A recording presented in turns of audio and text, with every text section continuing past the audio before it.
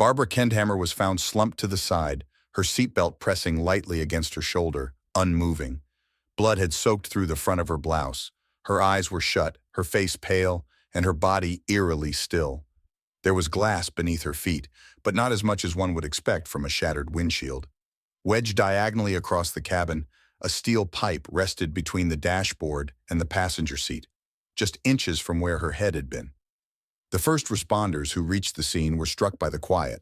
The road was empty, no sign of a collision, no indication of a truck or construction vehicle that might have lost such a dangerous object. There were no skid marks on the pavement, no traffic congestion, no frantic bystanders. Just a single silver sedan pulled slightly off the road, a broken windshield, and a woman dying inside. Todd Kendhammer stood nearby. He told the arriving officer that the pipe had flown off a truck traveling in the opposite direction and pierced the windshield without warning. He said they had been heading to pick up a car for repair work. He said he didn't know what happened. It all happened so fast. But his hands were clean, his shirt was tucked and free of blood. His voice, though strained, carried no tremble. He didn't ask how his wife was doing. He never did. Barbara was rushed to the hospital with severe head trauma, a fractured jaw, and internal bleeding. Doctors also noted signs of bruising on her neck and upper chest, some fresh, others not. Within 24 hours, she was dead. At first, no one called it a crime, not officially. But there were too many questions and too few answers. Why wasn't there more damage to the car interior? Why didn't the steel pipe leave deeper impact marks if it had traveled with that much force? Why weren't there any witnesses? The responding officer, a veteran of more than 2 decades, logged the incident as an accident but added a note quietly for follow-up. Request full forensic analysis. Windshield penetration appears inconsistent with stated cause. Possible, non-accidental event. Meanwhile, the car was impounded. The pipe was collected and cataloged. GPS data was requested from both phones inside the vehicle. The time of incident was logged, but the story behind it had just begun to unravel. From the outside, Todd and Barbara Kendhammer had seemed like a typical married couple. They lived in a modest home in a quiet Wisconsin town. They had 2 adult children. Todd worked maintenance.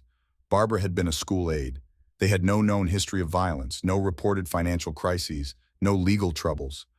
But for the investigators called in after Barbara's death, the story was not in the background, it was in the details. The pipe, for example, was oddly clean. Its edges didn't bear the kind of abrasions expected from bouncing off a roadway. More strangely, it didn't penetrate deep enough into the vehicle to suggest high-speed impact. It looked placed. Photos from the scene showed a car interior nearly undisturbed, except for the damage to the windshield itself. No blood spatter on the dashboard, no torn fabric, no defensive wounds on the victim.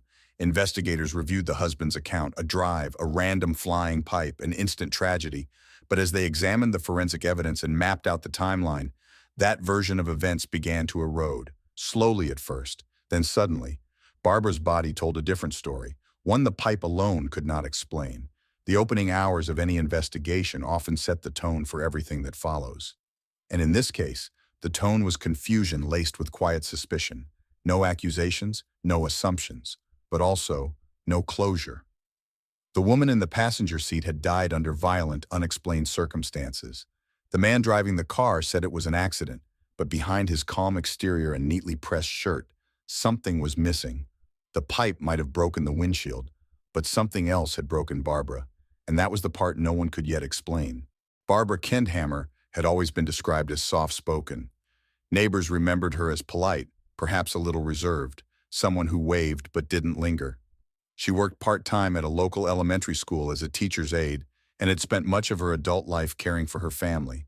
She baked, kept a tidy home, and rarely raised her voice. Her life, by all accounts, was simple, even ordinary. That ordinariness, in hindsight, may have concealed more than it revealed. In the days following her death, there was a silence that clung to the community, not just out of grief, but confusion.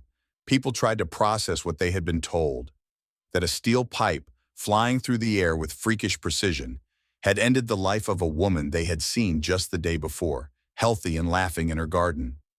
The story felt too sharp around the edges. Accidents happened, but this one seemed impossible. For investigators, the next logical step was to understand Barbara not through public perception, but through routine, her final days, her schedule, her movements. They pulled school records, spoke to coworkers, reviewed phone logs. Her colleagues described her as warm, dependable, though noticeably distracted in recent weeks. One mentioned she had asked about part-time jobs in another district, unusual, considering her long history at the school. Another recalled a day when Barbara arrived late, unusually quiet, as if she'd been crying in her car before walking into the building. Small things. But when someone dies under circumstances no one can fully explain, even the smallest thing matters. At home, Barbara's routine was similarly predictable. She walked daily, usually in the evenings. She called her adult children every few days, kept a modest journal by her nightstand, and spent weekends doing household errands. Nothing about her recent activity, on the surface, suggested danger or fear. But her phone history revealed something more nuanced. Investigators discovered several unsent text messages in her drafts folder.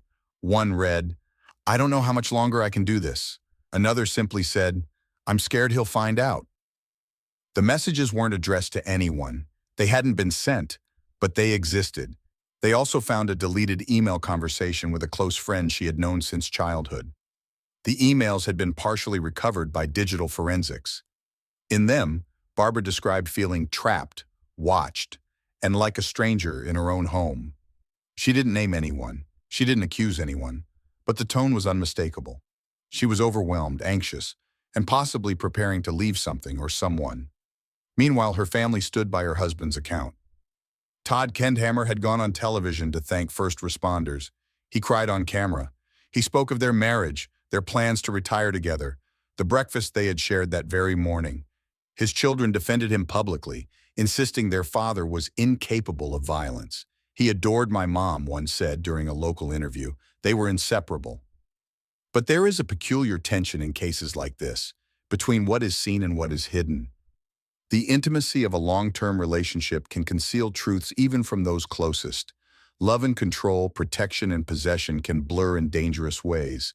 When investigators looked deeper into Todd and Barbara's shared history, the cracks began to show.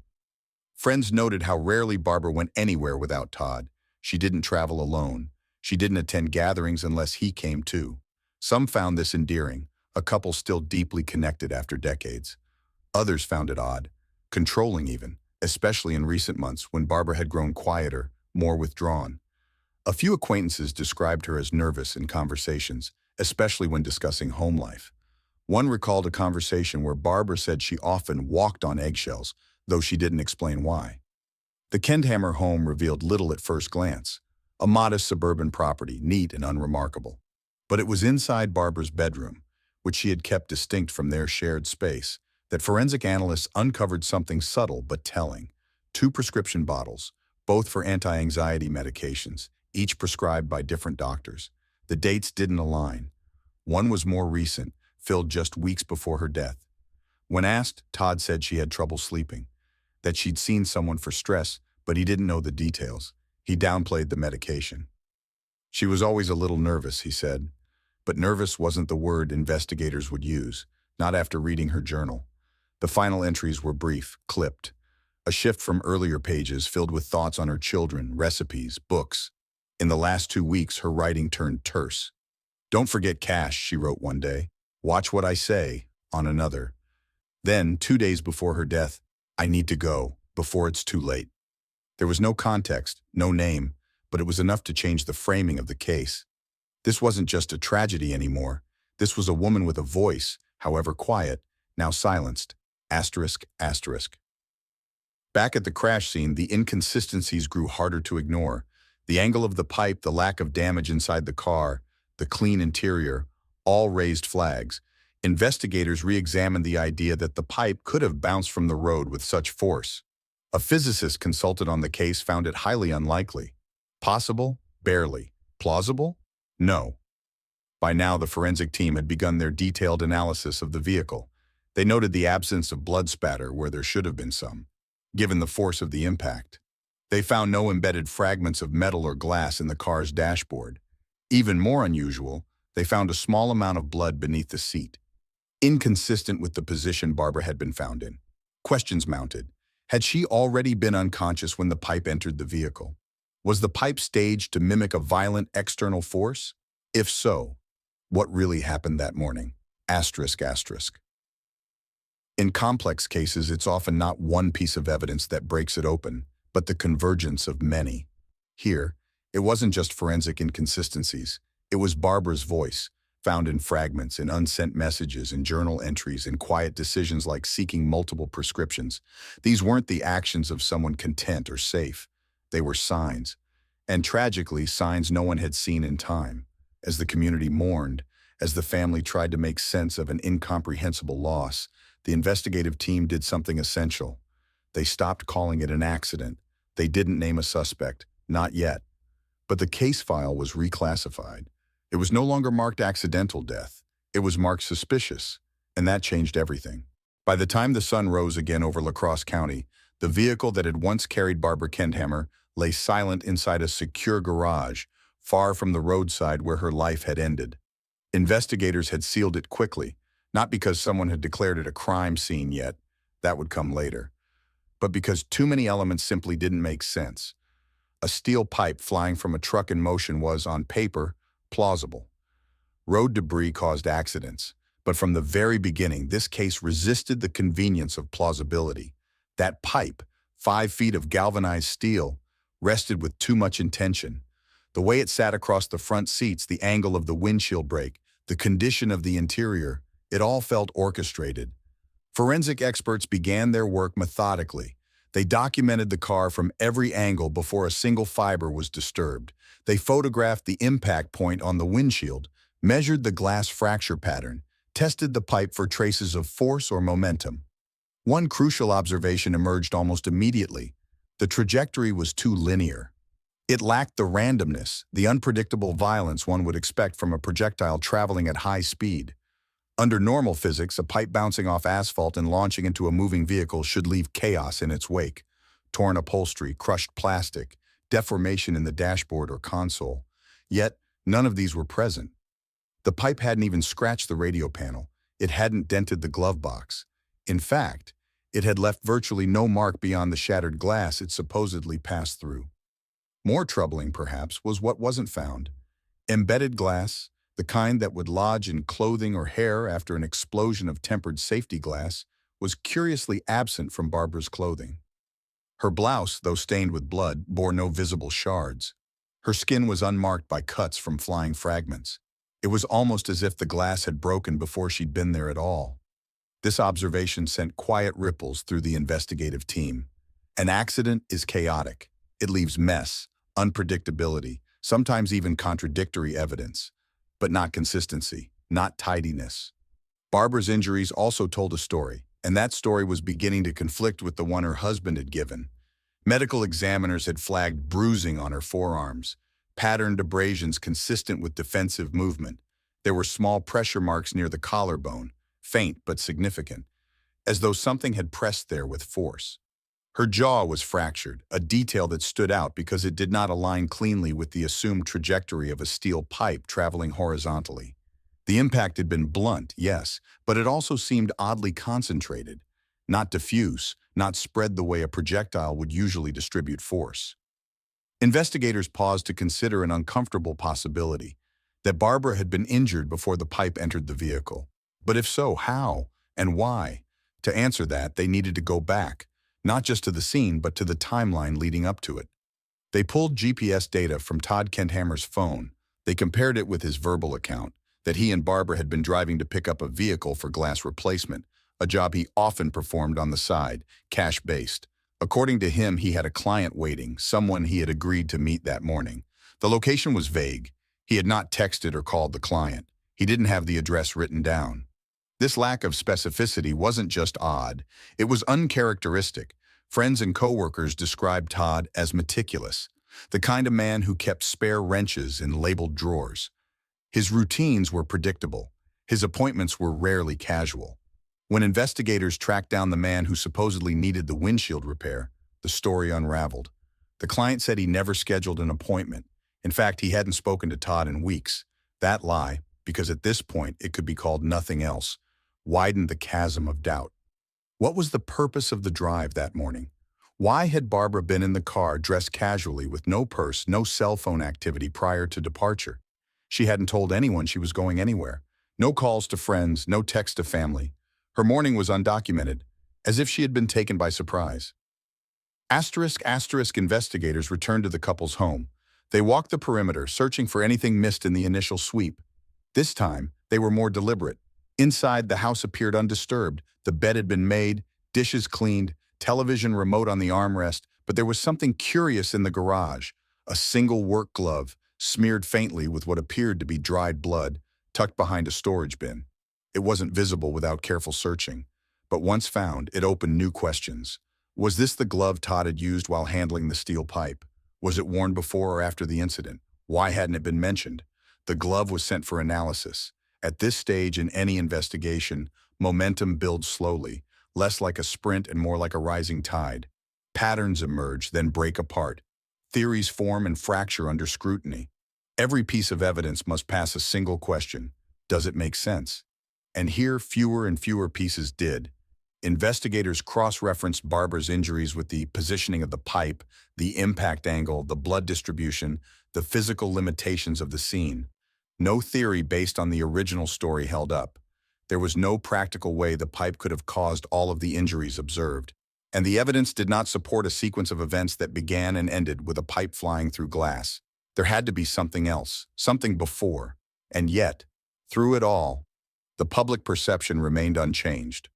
To most who followed the case, still only barely a local news item, this was a tragic, bizarre accident. A roadside horror that claimed the life of a wife and left a husband grieving. Todd continued to present himself as heartbroken. He attended memorial services. He spoke to family and church members. He repeated his account to police, almost word for word, never straying from his version of events. But behind closed doors, the investigation was shifting, no longer passive, no longer willing to take his word at face value. The forensic team requested to recreate the incident, not just on paper or in theory. They wanted to test it physically. Using similar vehicles, similar pipes, and controlled conditions, they would attempt to reproduce what Todd claimed had happened. The idea wasn't to accuse, not yet. The idea was to test possibility. Could a pipe, falling from a moving truck, bounce just right, travel across a lane of traffic, pierce a windshield at that angle, strike a passenger in that seat, and leave so little damage? The early hypothesis was grim. It would take extraordinary conditions, almost choreographed ones. Asterisk, asterisk. In true crime investigations, there's a phrase often whispered among professionals. The evidence speaks, if you're willing to listen. In this case, the evidence was starting to raise its voice. Barbara Kendhammer may have died in a car, but her injuries suggested a different story. Her body, her silence, her presence in that passenger seat, they all hinted at a final chapter written elsewhere, somewhere off the record, somewhere before the pipe shattered glass. It wasn't just the impact that mattered. It was the setup, the lead-up, the moments no one saw, and the ones someone didn't want them to. The days after Barbara Kendhammer's death had become a slow, crawling process for the investigative team. As each new piece of evidence came in, more questions arose. The case, once thought to be a freak accident, was no longer just a tragedy. It had transformed into something darker, more insidious. The absence of any clear witnesses, the oddities at the scene, and Todd's steady retelling of events. All of it began to look like a carefully constructed narrative. But did it hold up when measured against the brutal light of forensic science?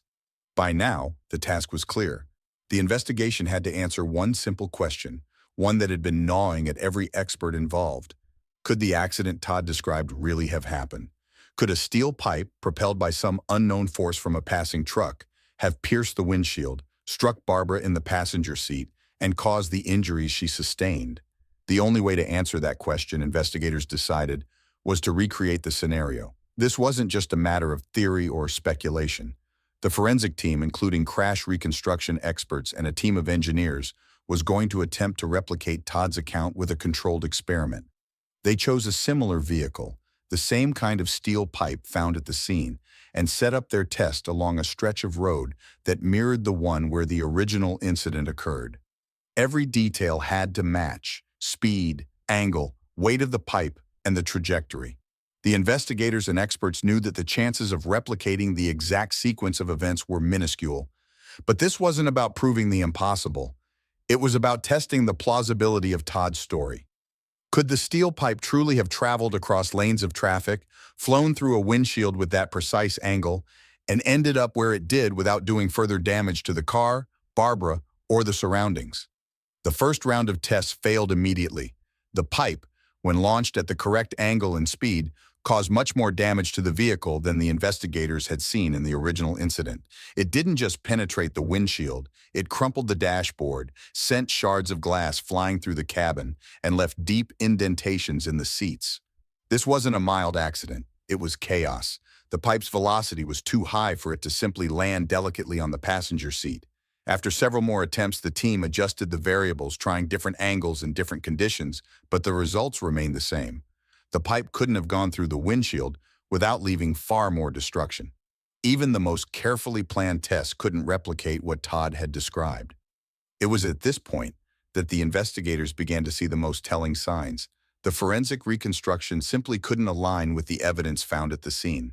The damage didn't make sense. The idea that this was the result of a random accident, one that could just as easily be shrugged off as an unfortunate event, was increasingly untenable.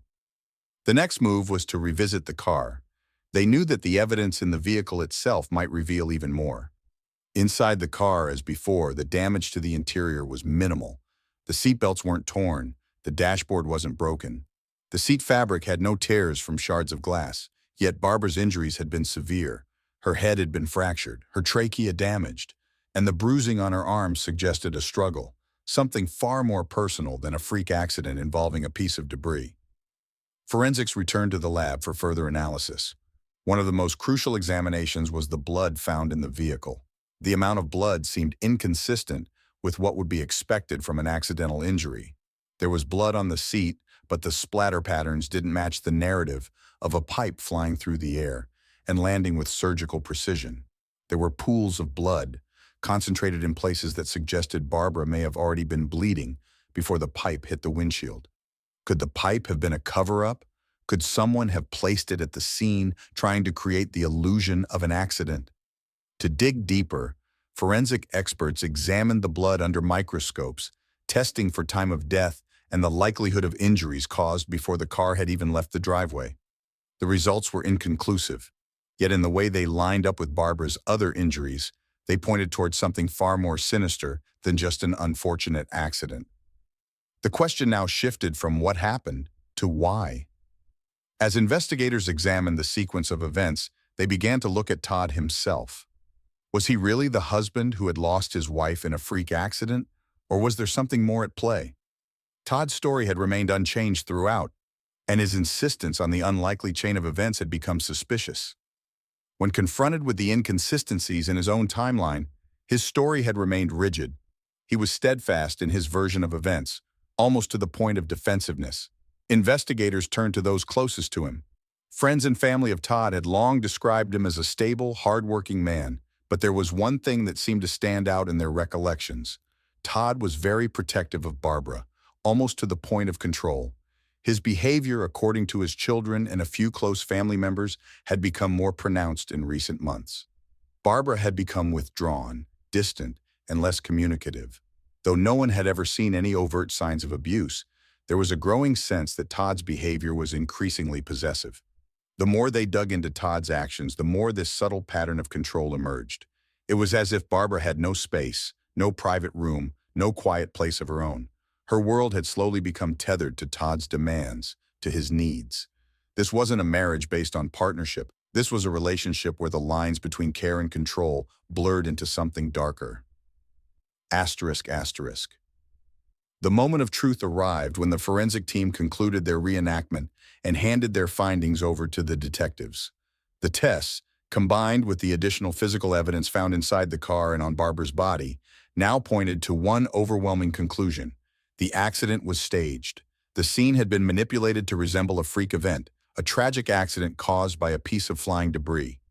But in truth, the pieces didn't fit. As the investigation pressed on, the truth about what had really happened began to emerge layer by layer. With each passing hour, it became clearer. Someone had orchestrated the scene.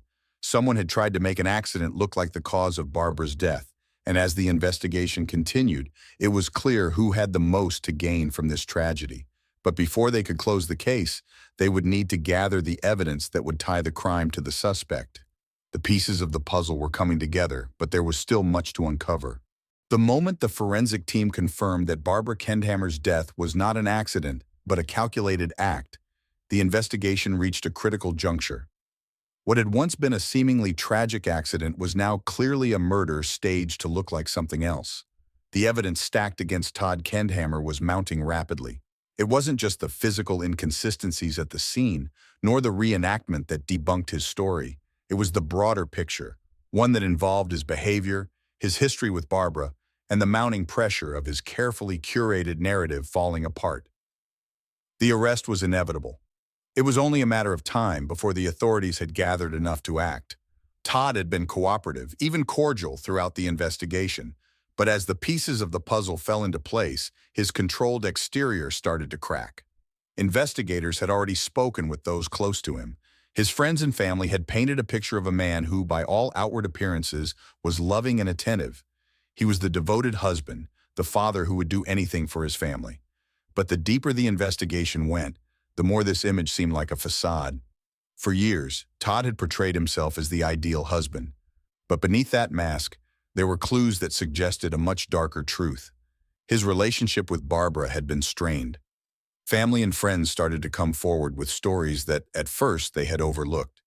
Barbara had become increasingly withdrawn, more anxious and more isolated in the months leading up to her death. She had stopped making plans with her friends. She stopped talking about her hopes and dreams.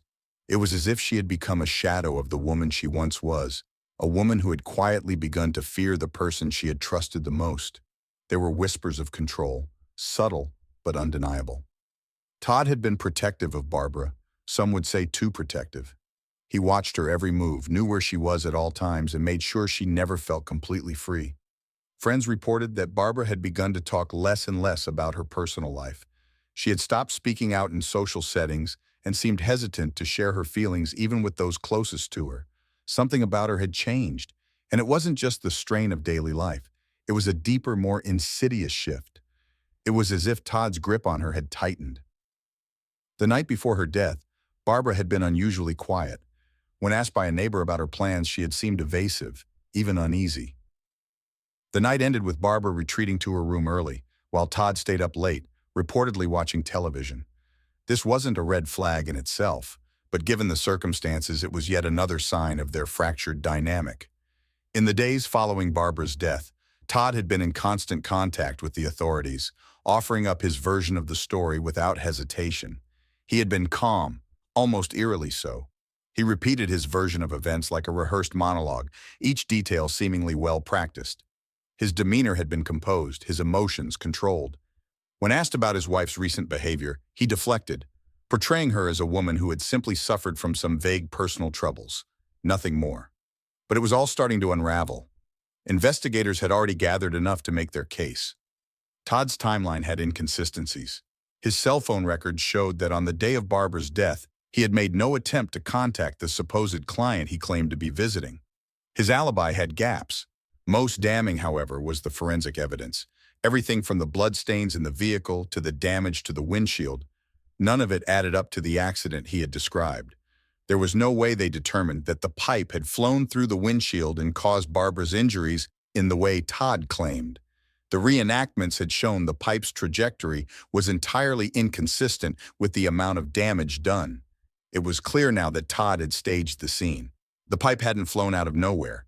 It had been placed there deliberately. And the injuries Barbara sustained didn't match the accident Todd had described. There was one final piece of the puzzle that made it all click. Todd's own behavior, his insistence on controlling the narrative, his need to maintain a sense of normalcy despite the chaos around him. But no matter how hard Todd tried to maintain his composure, there was one thing he couldn't control: the mounting pressure of the evidence. By the time the investigators were ready to make their move, Todd's calm facade had all but crumbled. On the day of his arrest, Todd's lawyer, who had been representing him in the wake of the initial investigation, advised him that it was time to turn himself in. The decision was made swiftly, and Todd was taken into custody. As the handcuffs were placed on his wrists, a slight tremor ran through his hands, a barely perceptible sign of the tension building inside him. He didn't speak much during the arrest, but his eyes betrayed him. There was a flicker of something between guilt and disbelief. His arrest was not the dramatic moment many might have expected. There was no outburst, no defiant speech to the press. Todd simply walked out of his home, his shoulders slumped, the weight of his actions finally settling on him. It wasn't until later, in the confines of a holding cell, that he allowed himself to speak. His confession wasn't a single moment of clarity, but a gradual admission, one that came after hours of questioning. It was here, in the quiet, dark hours of the night, that Todd finally broke. But even as he spoke, his words seemed rehearsed, carefully calculated. He didn't confess outright. He still denied the truth in a way that felt almost robotic. The admission of guilt came slowly, reluctantly. He claimed that the whole situation had gotten out of control, that he had never meant for things to go as far as they did. The confession wasn't filled with remorse or grief. There was no emotional release. It was almost as if Todd was still trying to justify his actions, as if he were still trying to convince himself that it wasn't as bad as it seemed. The final moments of the investigation were chilling. As more and more of Todd's actions came to light, investigators began to piece together the full extent of his manipulation. He had orchestrated the entire event, every detail of Barbara's death, from the planning to the execution. The pipe had been placed in the vehicle to make it look like an accident, a freak tragedy that would be impossible to explain. And yet, it was all part of Todd's twisted plan. He had been so intent on maintaining control over Barbara, on keeping up the facade of a perfect life, that he had taken it too far. The evidence was undeniable. The truth had been buried under layers of deceit, but now, finally, it was coming to the surface. The arrest of Todd Kendhammer had sent shockwaves through La Crosse County. The man who had once been seen as a grieving husband was now the primary suspect in the brutal death of his wife. It was a revelation that no one had expected, least of all those who had known the Kendhammers as a quiet, well-respected couple. For weeks, Todd's life had been under a microscope, dissected by investigators, family members, and the media. The truth that had slowly unfolded over the past few months was undeniable. Barbara Kendhammer had not died in a tragic accident, but at the hands of the person who was supposed to love and protect her. Now, with Todd's arrest, the real work began. The investigation had provided the evidence, but the trial would determine whether that evidence would be enough to secure a conviction. In a case like this, the stakes were high. Not only was Todd's fate on the line, but so was the reputation of the legal system that had, for so long, been unable to answer the unsettling question, what really happened to Barbara Kendhammer? The trial began with an atmosphere of tension. The courthouse was packed with local reporters, families, and friends of the Kendhammers. The press had been relentless in covering the case, but now that the trial was in full swing, the focus shifted to the cold, hard facts. Todd sat in the defendant's chair, his demeanor unchanged. He appeared calm, even composed, but behind the veil of his controlled exterior, there was no doubt that Todd knew what was coming. The weight of the evidence was insurmountable, and his carefully constructed defense was beginning to unravel. The prosecution opened its case by presenting the evidence gathered during the investigation. They showed the jury photographs of the crime scene, Barbara's blood-stained blouse, the broken windshield, the carefully placed steel pipe that had served as the supposed cause of her death. They detailed the forensic analysis of the vehicle, the reenactment of the incident, and the expert testimony that had proven the impossibility of Todd's account. They painted a picture of a woman who had been the victim of a staged murder, not a random accident. The evidence against Todd was overwhelming. As the prosecution laid out its case, the defense struggled to keep up. Todd's lawyer attempted to cast doubt on the validity of the forensic evidence, suggesting that the reenactments were not accurate and that the experts had misinterpreted the data. But it was clear to everyone in the courtroom that the defense's arguments were flimsy at best. The prosecution had presented a solid, coherent case. The defense, on the other hand, seemed to be grasping at straws. The prosecution's case was built on the idea that Todd Kendhammer had staged the entire incident to make it appear as though Barbara had died in a freak accident. The pipe had been deliberately placed in the car, and the injuries Barbara sustained were inconsistent with the events Todd had described. The reenactments had proven that the accident was physically impossible. The blood patterns, the lack of glass shards, and the minimal damage to the car all pointed to a carefully orchestrated scene. The timeline of events also worked against Todd. His claim that he had been on his way to a client's house for a job that never existed was exposed as a lie.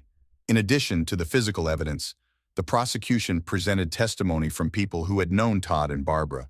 They spoke of Todd's controlling behavior, the subtle signs of tension in their marriage, and Barbara's growing anxiety in the months leading up to her death. There were whispers of domestic control, of a woman who had become isolated and fearful. Witnesses testified that Barbara had seemed increasingly withdrawn, as if she were trying to escape from something or someone. The defense, however, was not without its strategy. They tried to portray Todd as a man who had been devastated by the loss of his wife, someone who had been wrongfully accused of a crime he didn't commit. They suggested that Todd's actions after the death were the result of grief, not guilt. They argued that the inconsistencies in the evidence were simply the result of a tragic accident that no one could have predicted. But despite their efforts, the defense's case was crumbling. The emotional weight of the trial had begun to take its toll on Todd, and his carefully constructed persona was slipping. His stoic expression was replaced with a look of discomfort as witnesses and experts continued to dismantle his story. There were moments during the trial when he looked almost lost, as if he were struggling to reconcile the person he had portrayed himself to be with the mounting evidence that now painted him as something else entirely. In the face of this overwhelming evidence, Todd's defense began to falter. The jury was captivated by the prosecution's case and the emotional testimony of those who had known Barbara. They saw the woman who had been so loved by her family and friends, the woman who had become a victim of a man who had manipulated and controlled her for years. They saw a carefully orchestrated crime, not an unfortunate accident. As the trial progressed, it became increasingly clear that Todd had underestimated the power of the truth. The evidence, combined with the emotional weight of the case, had begun to break down his defense. There was no longer any doubt in the minds of the jury. The truth was plain to see. Todd Kendhammer had murdered his wife. But the question that lingered in the courtroom, in the minds of everyone involved, was why? Why had Todd done it? What had driven him to take the life of the woman he had once vowed to love and protect? The prosecution would answer this question in the closing arguments. They would argue that Todd's need for control, his desire to maintain the facade of a perfect life, had driven him to kill. Barbara's increasing independence, her desire to break free from his control, had threatened his carefully constructed world. In a moment of desperation, Todd had taken matters into his own hands. He had staged the scene, used the pipe to fabricate an accident, and made it seem like an unforeseeable tragedy. But it wasn't an accident. It was murder. The closing arguments marked the final chapter in a case that had captivated the community and the nation. The jury deliberated for hours, carefully considering all the evidence before returning a verdict. The room was silent as the judge read the decision. Todd Kendhammer was found guilty of the murder of his wife, Barbara Kendhammer. The verdict was a moment of justice, but it was also a moment of sorrow. The death of Barbara had shattered her family and left a void that could never be filled. No amount of legal proceedings could bring her back, but the truth had been uncovered, and Todd would face the consequences of his actions. Justice, in its most visible form, arrived with the final blow of a gavel and the declaration of guilt. But justice, as those closest to Barbara Kendhammer would come to realize, does not restore. It does not rewind time, mend fractures, or erase the aching silence left behind by violence. Justice acknowledges the truth, but it cannot undo what has been done. After the verdict was read and Todd Kendhammer was escorted from the courtroom, the collective breath of La Crosse County seemed to catch in the air. This was not just a courtroom drama resolved. It was the unraveling of a life the community thought they understood. In the wake of the trial, the headlines faded, but the emotional wreckage remained. Barbara's children were left to face a reality that most people are never prepared to endure, that their father, the man who raised them, who sat at the same dinner table every evening, had taken the life of their mother. Their grief became split, torn between mourning a parent and reconciling with betrayal. For months, they had stood by him. They had defended him to the media, to the investigators, to themselves. And when the verdict came down, there was a silence in their eyes that spoke of something deeper than disbelief. It was the quiet implosion of identity. One of Barbara's friends, a woman who had known her since high school, told reporters outside the courthouse, "I wish we had seen it sooner. I wish she had said more. But Barbara wasn't someone who complained. She carried everything. That perhaps was the tragedy behind the tragedy. Barbara's pain had been invisible. It had woven itself quietly into the fabric of her daily life. There were no bruises that screamed for attention, no police reports, no restraining orders, only subtle signs, a journal entry, a change in tone, a canceled lunch, a glance that lingered too long. She had signaled in her own way, but those around her, conditioned by years of seeing her smile through the cracks, hadn't recognized the warning. For law enforcement and the legal teams involved, the case became a somber reminder that not all abuse is loud. It reinforced the importance of listening for the silences, the behavioral shifts, the withdrawn laughter. Investigators and prosecutors, many of them veterans of dozens of trials, admitted that this case lingered with them. Not because of its forensic complexity, though it had its challenges, but because of how easily it could have gone unnoticed. Had Todd's story been just slightly more convincing, had the investigators not questioned the trajectory of the pipe or the angle of the wound, Barbara's death might have forever been labeled a tragic accident. In the months following the conviction, the community of La Crosse slowly returned to its routines, but there was a lasting imprint, a quiet shadow over what had once seemed like a picture-perfect life. The Kendhammer home was eventually sold. Neighbors stopped speculating, and the news cycle moved on. But within Barbara's circle, her friends, her former colleagues, the teachers she'd assisted, there remained a quiet reverence for her memory. They created a scholarship fund in her name for local students pursuing careers in early education. It was a small gesture, but one that reflected who Barbara had been: generous, warm, and devoted to helping others grow. Her legacy lived on not in headlines, but in the classrooms she once walked through, in the lives of children she had helped shape, and in the recognition of signs that might otherwise have been overlooked. In many ways, her story reshaped the way some local agencies handled domestic tension reports. A quiet movement started, discreet but important, toward better awareness training in schools and law enforcement about emotional abuse, coercive control, and the subtle dynamics of unhealthy relationships. Back inside the prison system, Todd Kendhammer began his life sentence. There would be no parole eligibility for 3 decades. He filed an appeal shortly after the trial, maintaining that the trial had been unfair, that the evidence had been misinterpreted. The appellate court reviewed his claims and denied the request. The conviction stood. Even behind bars, Todd never fully accepted the narrative that had been proven in court. He told prison staff and occasional visitors that Barbara's death had been a tragic misunderstanding. To some, this was denial. To others, it was part of the pathology, a refusal to let go of control even after the truth had surfaced. But the story no longer belonged to him. The narrative was no longer shaped by his version of events. It was now grounded in facts, in science, in witness accounts, in journal entries, in truth. Asterisk, asterisk. There are some stories that live long after the trial ends. They become case studies, cautionary tales, reminders of what can be hidden behind ordinary smiles and well-kept lawns. The case of Barbara Kendhammer became exactly that, a reminder that real life does not always come with warning sirens or bold red flags. Sometimes it comes quietly, a sudden silence, a canceled plan, a goodbye that sounds too casual. Barbara's death was not just about the final moment. It was about the moments leading to it, the ones missed, the ones misread, the ones buried under routine. Her story became a mirror for others to look into and ask, who in my life is pulling away quietly? Who have I not truly seen? And perhaps in that way her voice continues, not through what she said, but through what we now know to listen for. Thank you for watching our video. Please subscribe, follow us, and leave a comment. It truly helps us keep bringing you gripping and thought-provoking true crime stories.